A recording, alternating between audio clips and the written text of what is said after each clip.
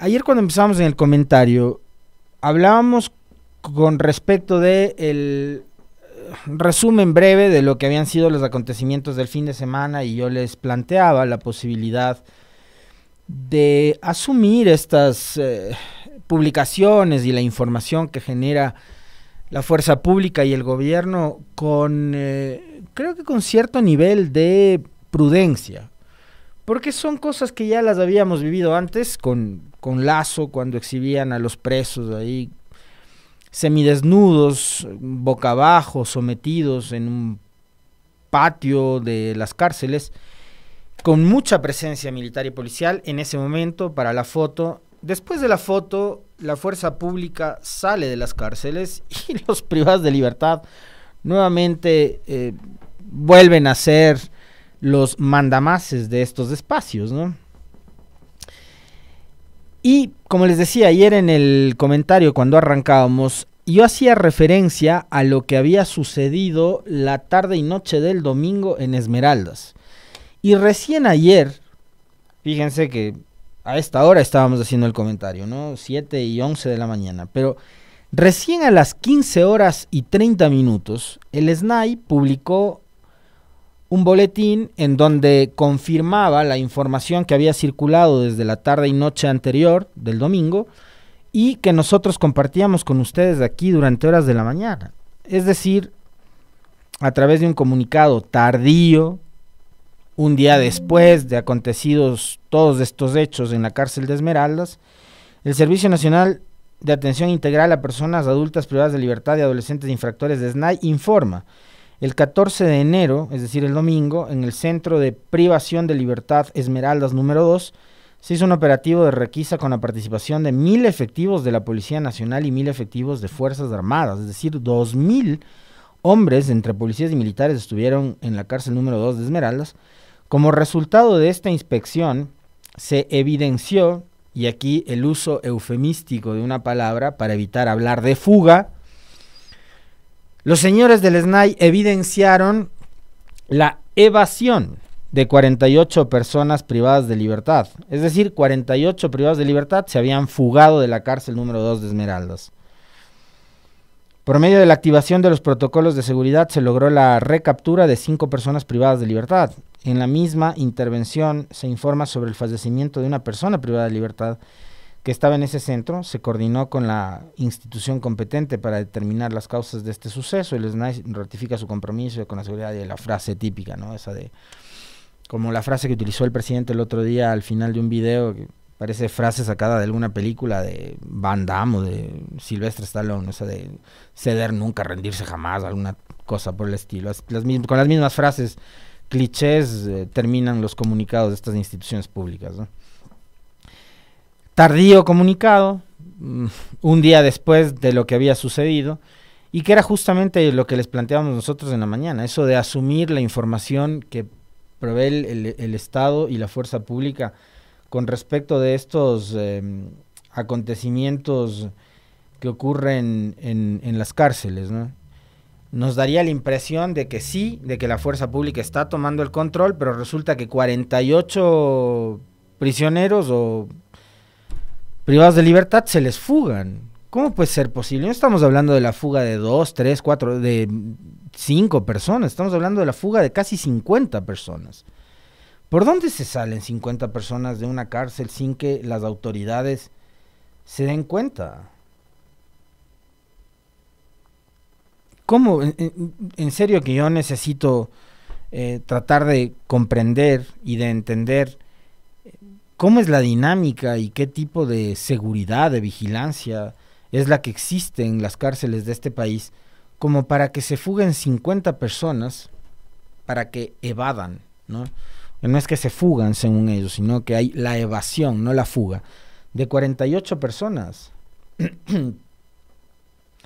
Y que nadie se dé cuenta, en medio además de unos operativos en los que se utilizan 2,000 personas, y en medio de un operativo con 2,000 personas, se escapan casi 50, y nadie vio, nadie se enteró de nada. Y acá parecería que, así como ocurrió con Fito, y no se olviden que todo esto tiene que ver, porque pueden seguir, tratando de generar cajas chinas, eh, publicaciones que con las cuales, y noticias además con las cuales pretenden seguir como echando la basura debajo de la alfombra, pero finalmente esa alfombra se va haciendo como una montaña y algún rato eso termina como siendo bastante obvio. No se olviden que acá esto empezó porque se detectó la evasión de Fito. Fito se les fugó. Y así como la fuga de Fito, y así como también creo la fuga de Colón Pico 3 días después de la fuga de Fito, y así como la fuga de estas 48 personas de la cárcel, me da la impresión de que no podrían ser exitosos esos operativos de fuga si es que estas personas no contarían con la complicidad de, de ciertas autoridades. No estoy hablando del presidente, probablemente tampoco de un ministro o una ministra, pero seguramente debe haber funcionarios del SNAI, esa institución que los propios policías y los propios guías penitenciarios dicen que es una institución corrupta, en donde hay mucha influencia y compra de conciencias por parte del narcotráfico, de la delincuencia. No me lo estoy inventando yo, hay testimonios que han recogido medios de comunicación. En esta semana yo les leía a ustedes y les compartía el texto de una nota de diario El País que recoge testimonios de policías y de guías penitenciarios que hablan de la corrupción que hay en el SNAI. Entonces daría la impresión de que estas fugas no podrían ser tan exitosas y no podrían concretarse si es que no contarían con la complicidad de quienes finalmente son los que deberían tener el control de estos espacios, de estas cárceles, ¿no? Porque realmente resulta muy raro que se produzcan o que ocurran este tipo de evasiones, para llamarle eufemísticamente como lo hacen los comunicadores del SNAI, a la fuga de estos prisioneros. Insisto, no estamos hablando de 2 o 3. Y además, en el caso de Fito, que se trata de uno, que además en la fuga de Fito, recuerden ustedes, no se fugó solo él, sino que hubo 20 privados de la libertad más que también se fugaron. Estamos hablando de uno de los más grandes delincuentes de este país. O sea, no estamos hablando además de un pilluelo, ¿no? No estamos hablando de un delincuente de poca monta, estamos hablando de un delincuente de los más avesados y de los más peligrosos que hay en este país, que ahora es un secreto a voces, que el tipo daba órdenes, disposiciones, como en su momento lo hacía, por ejemplo, Norero, desde la cárcel, y que sus ejércitos de sicarios, de delincuentes, de gatilleros, ejecutaban sus órdenes, y él justamente daba estas órdenes desde las cárceles.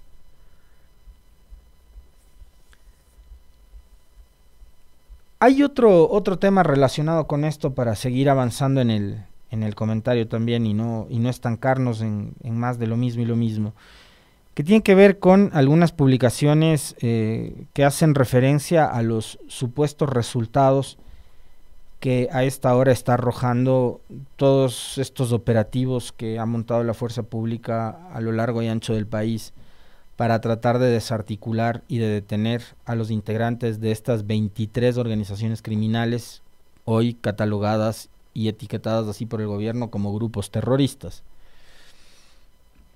Pero antes de adentrarme en ese asunto,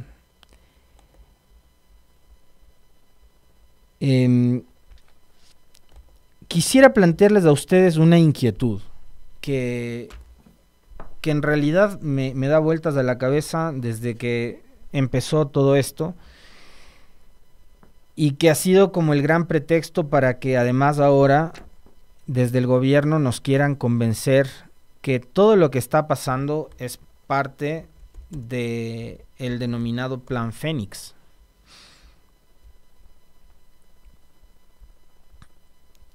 Y la pregunta que yo quiero hacerles a ustedes, que me la he hecho durante estos días, y tiene que ver con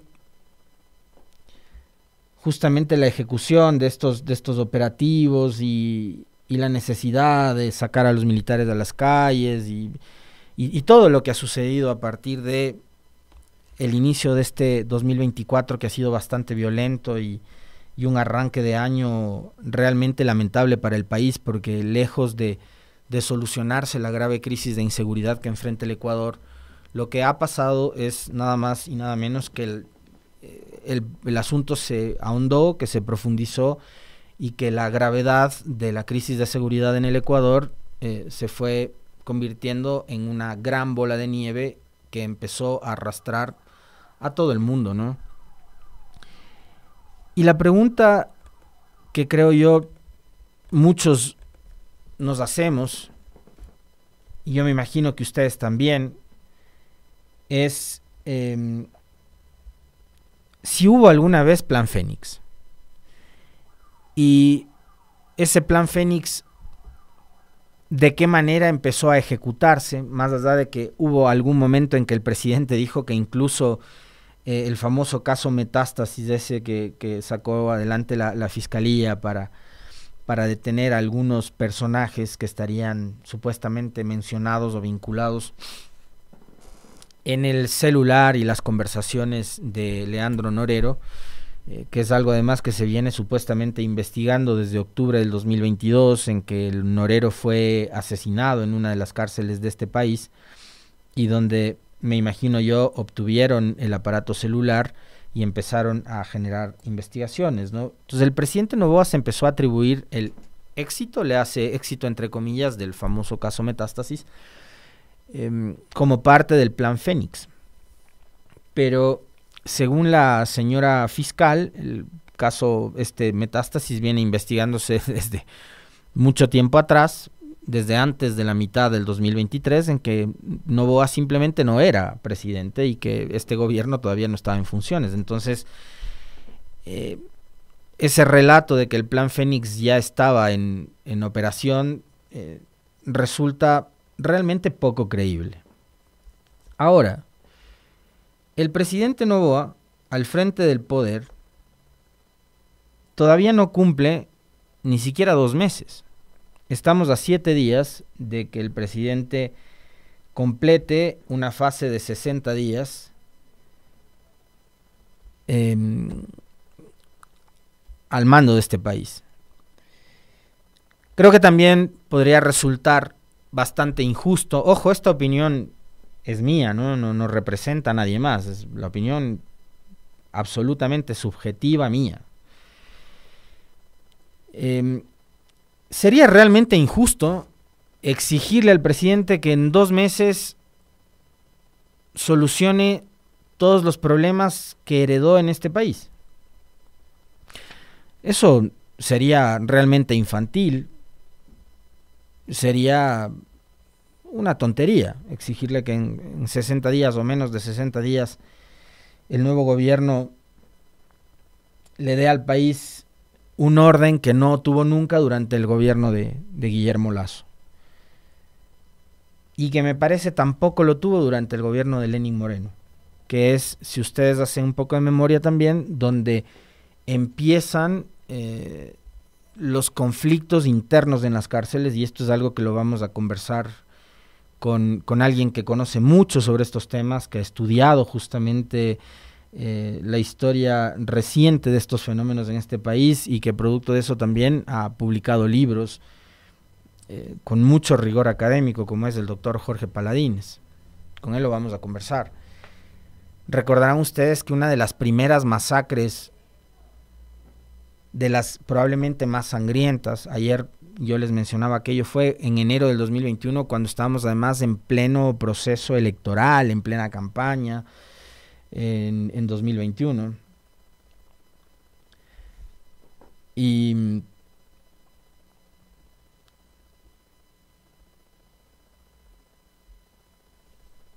esos problemas gravísimos, digo, ni el gobierno de Lenín Moreno ni el gobierno de Guillermo Lasso trataron de solucionar, y tuvieron el uno 4 años, el otro 30 meses al frente del poder, y parecería que no tuvieron ni las intenciones, ni el entusiasmo, ni las ganas de tratar de resolver justamente aquellos inconvenientes y problemas tan graves que le han heredado al país, y que hoy, sobre la marcha, el presidente Noboa tendrá que tratar de resolverlos. Pero vuelvo nuevamente a la pregunta que yo les planteaba hace un momento. ¿Hubo alguna vez en este país, durante los últimos casi 2 meses, un plan Fénix que se estaba ejecutando?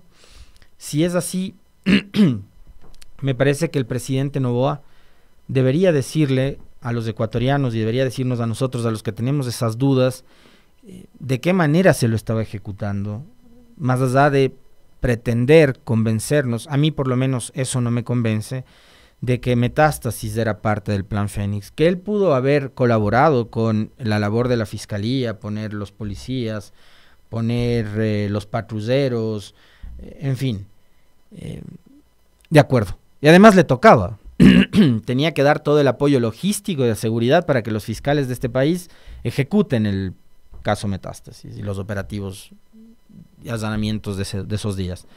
Le tocaba. Pero a mí por lo menos no me convence que eso era parte del plan Fénix.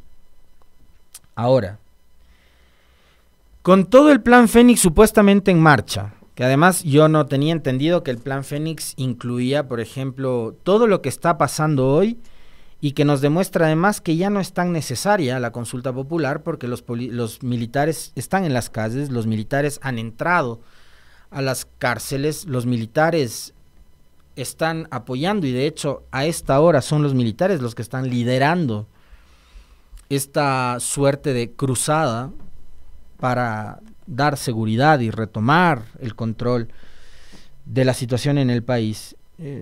Simplemente parecería que ya la consulta popular no es necesaria, ¿no? ¿Cuáles son los resultados del famoso plan Fénix? Y esto quiero compartirlo con ustedes. No sé, la Meli creo que me pasó esta imagen. Ahí está, gracias Meli. Plan Fénix, conozca los resultados del eje de seguridad, con corte del 9 al 15 de enero del 2022. Se han hecho 15.461 operativos. Voy a ir con el tema de los detenidos y los delincuentes neutralizados al final. 41,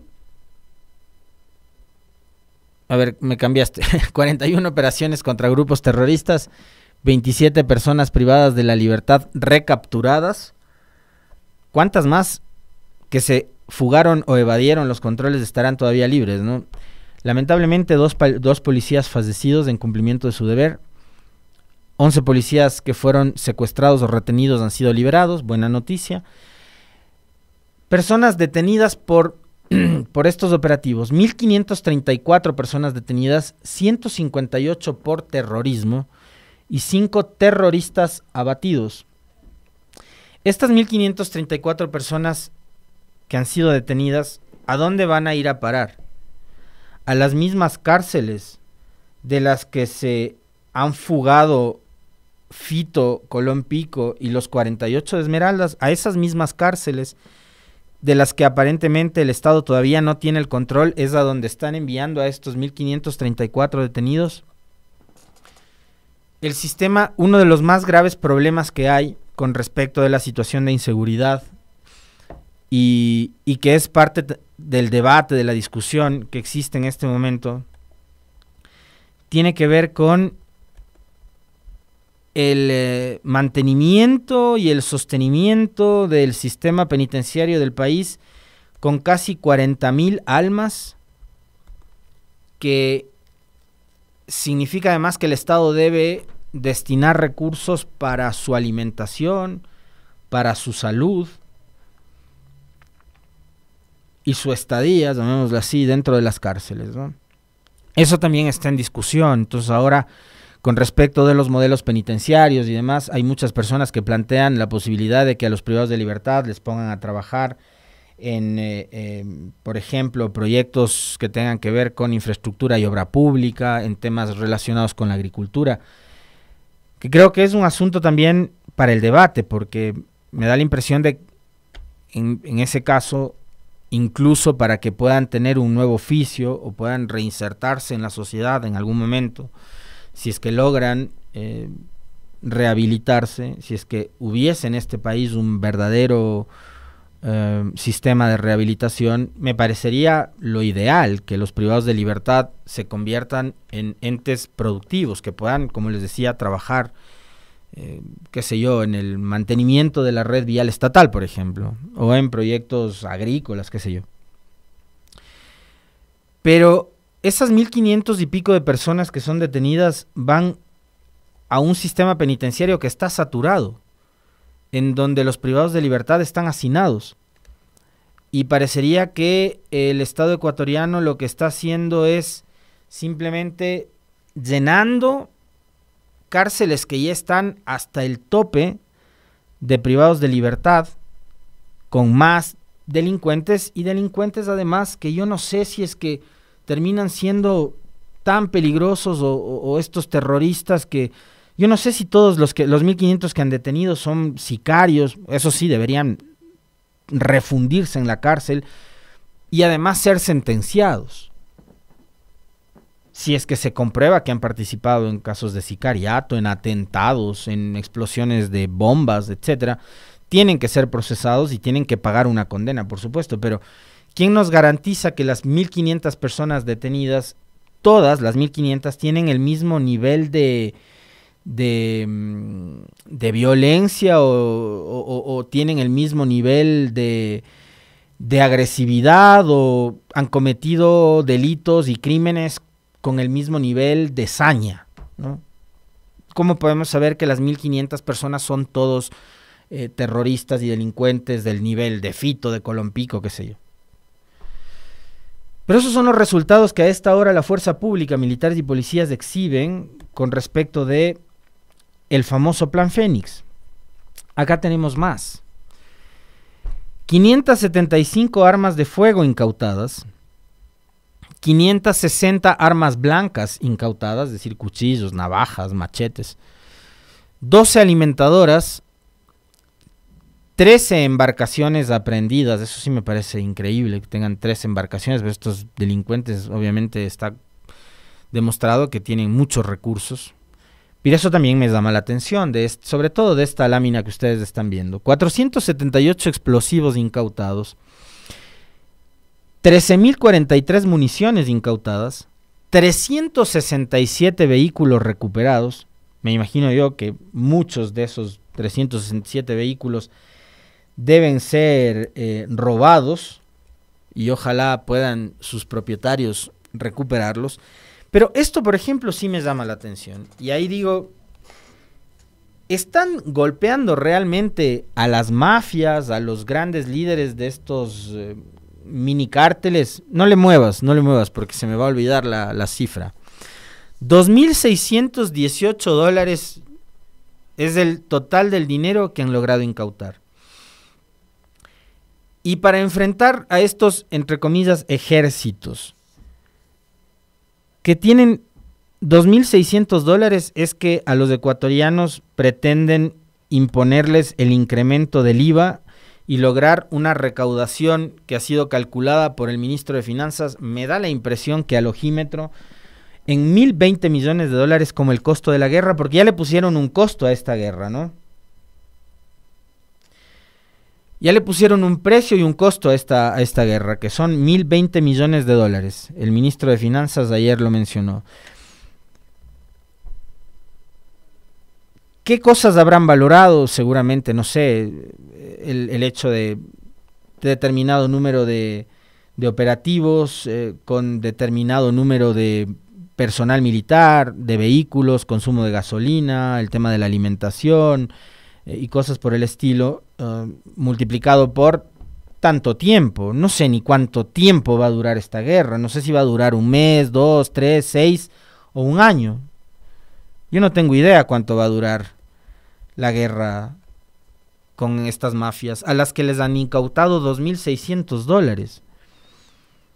Entonces, como les están persiguiendo a estos delincuentes en barrios además populares, en sectores muy populares, la pregunta es, ¿así están con el Plan Fénix tratando de golpear a las estructuras de estos grupos de crimen organizado? ¿Por qué no va el Estado y el famoso Plan Fénix, con toda la inteligencia que tiene, un poquito más allá y trata de cerrar la llave de donde verdaderamente salen los grandes recursos para estas mafias, para estos grupos de delincuencia organizada, para estos grupos de crimen organizado? ¿Por qué no dejan de golpear a estos delincuentes a los que les sacan $2.600, a estos 1.500 detenidos y han incautado $2.600? La pregunta es, ¿en dónde está el verdadero botín que manejan estas mafias y estos mini cárteles en Ecuador como para poder financiar una guerra en contra de todo un Estado, en contra de todo el ejército, en contra de la policía, en contra de, no sé, en promedio serán unos 80.000 hombres entre policías y militares? Con 1.600 o con $2.600 no creo que puedas enfrentarte contra un ejército, ¿no? Entonces, y está comprobadísimo además que han comprado conciencias, que han comprado autoridades, que han comprado la conciencia además de quienes manejan las cárceles para poder introducir todo lo que históricamente hemos visto en los últimos tiempos que han metido en las cárceles. Entonces está clarísimo que estos delincuentes recursos tienen. El problema es que hay que llegar al origen de esos recursos. Mientras no cierren esa llave y no bloqueen el uso de los recursos de la delincuencia, acá me da la impresión de que poco éxito van a tener en esta suerte de guerra interna que ha desatado el gobierno en contra del crimen organizado. Y quiero cerrar ahora el comentario mencionando lo que además ha sido noticia ayer, al cierre de la jornada. Se conoció de que el presidente Noboa, como le faculta el artículo 140 de la Constitución,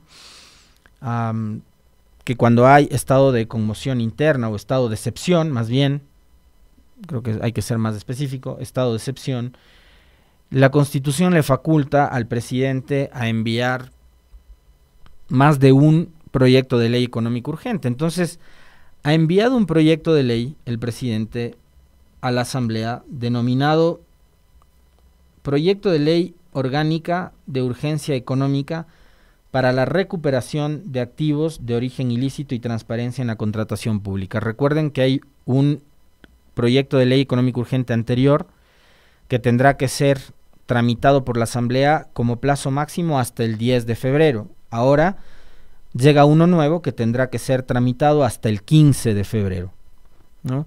Y que tiene que ver con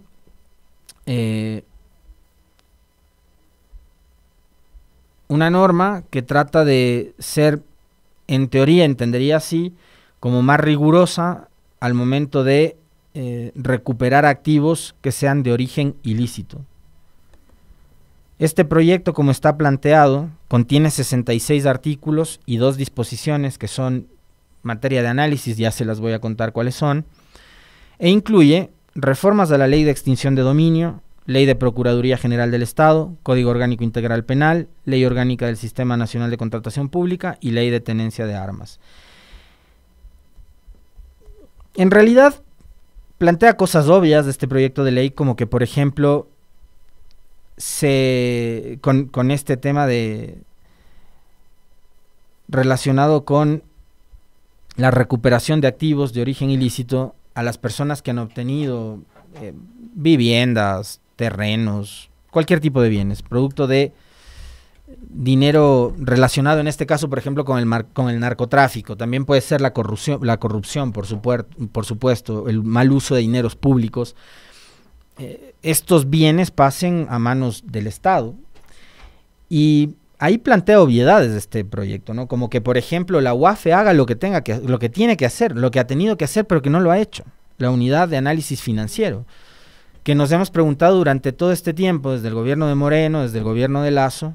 Recordar que en algún momento la UAFE estuvo en manos de Diana Salazar. ¿Qué ha hecho la UAFE para recuperar dinero producto del narcotráfico, por ejemplo? O identificar o seguir la ruta del dinero que además va a parar en el sistema financiero regular de este país, plata de la mafia.